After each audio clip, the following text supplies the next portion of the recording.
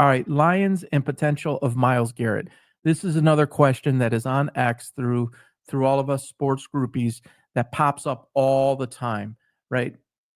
Let's say 2, 3, 4 months ago, around the trade, 4 months ago, whatever it was, around the trade deadline, it was okay. Trey Hendrickson, Max Crosby. Who could it be? And I don't think that Trey Hendrickson is in the class of Myles Garrett or Max Crosby. I'm way on record, very deep on record, saying Max Crosby is the best of Hendrickson, Myles Garrett. Max Crosby is a click, maybe two, above Garrett and several clicks above Hendrickson. So Garrett has made himself clear that he doesn't want to be in Cleveland. So there are pursuers of him, three major ones. The Lions are expected and are believed to be one of those three.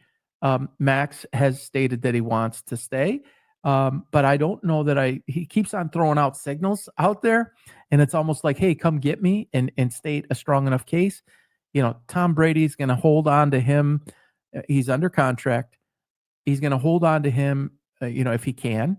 And I don't think they're ready to win now. If I'm the LA Raiders, again, I did it. If I'm the Vegas Raiders, I'm giving up Max Crosby and trying to get a haul, like an absolute haul with the right organization to use those picks to where you benefit. And it's not something where you not only lost Max Crosby, but you didn't get anything in return. Get the picks. And if I'm the Lions, I give up 2 number ones for the guy. You got Hutchinson 25 on one side, Crosby 27 on the other side. I just wish it would happen. I've never wanted a player for the Lions more in the history. Barry Sanders, yes, okay. If you want to go beyond that, I don't think there's anybody that ever wanted more. The way that guy fits, how he will fit in this scheme, his hometown roots as an Eastern Michigan alum, it's just a no-brainer. Now, number 2, if I could get Myles Garrett, you're giving up a similar package because he is accomplished, he is a beast, he is a hell of a player, and you still can put him on the other side of Hutchinson, assuming that Hutchinson, and he's expected to, but assuming he comes back at full strength, Myles Garrett and Hutchinson with McNeil in the middle, I mean, that's ridiculous too. So, don't let Myles Garrett slip away. Brad Holmes is very conservative in the aspect of he does not believe in mortgaging the future, which is a great thing. You want to be relevant for years and years to come. A lot of teams throw out, empty the cabinet. The New York Yankees type of situation. Those guys draft, they put guys in the farm in the farm league, and then they take those picks, and they're huge free agent guys because they got big money to spend, and they take those young players, and they're constantly giving them away. And it's not a guarantee to win. I mean, that's obvious, right? They don't win every year. But he doesn't want to mortgage the future for a now. They believe that they have the coaching staff in place to take, good or very good players and get them to great. And it's hard to argue with that. The system is in place to do that. But when you're right there, when you're at the NFC Championship, and you're a game away from the NFC Championship, and you were really a half away from being in the Super Bowl. And I just think, last year is just an anomaly in that you had so many injuries and you had a lot of things working against you. Most of the injuries on the defensive side of the ball.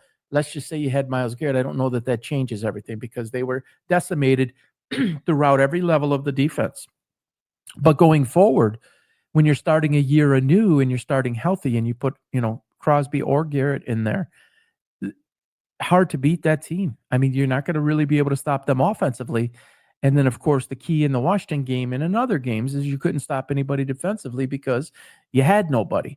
And even if you did, when you're that close, right, make that move.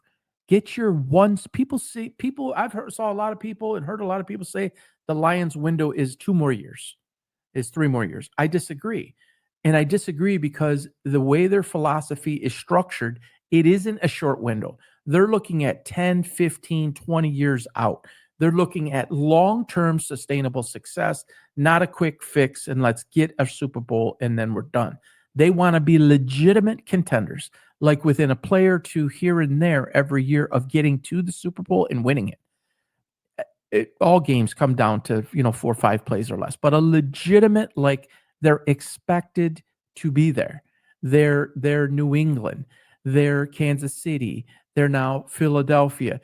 It's those, and they haven't won like those teams yet. What I'm saying is there's a half a dozen teams that the only reason that they're not gonna be there is if some catastrophic injury happens or some freakish play, or just, everything collapses and you just don't perform well like Kansas City in the Super Bowl. But Kansas City is gonna be right back, and they're gonna be healthy again with Rashee Rice, and they got humbled a little bit, so they're gonna be hungry again, and it's gonna be Kelsey's last year as he's just, resigning, and they're gonna go for it again and again, and it's not even 1 year. Andy Reid is signing on, peers that he says that he's staying for at least 1 more year. It's gonna be hard for him to walk away because they are legitimate. Like, we're going to the AFC Championship game. We have a chance to be in the Super Bowl. We're gonna put our best foot forward, and we're gonna win.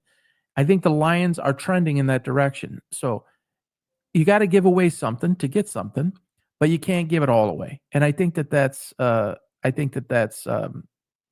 Campbell's approach, and I think it's Brad Holmes' approach.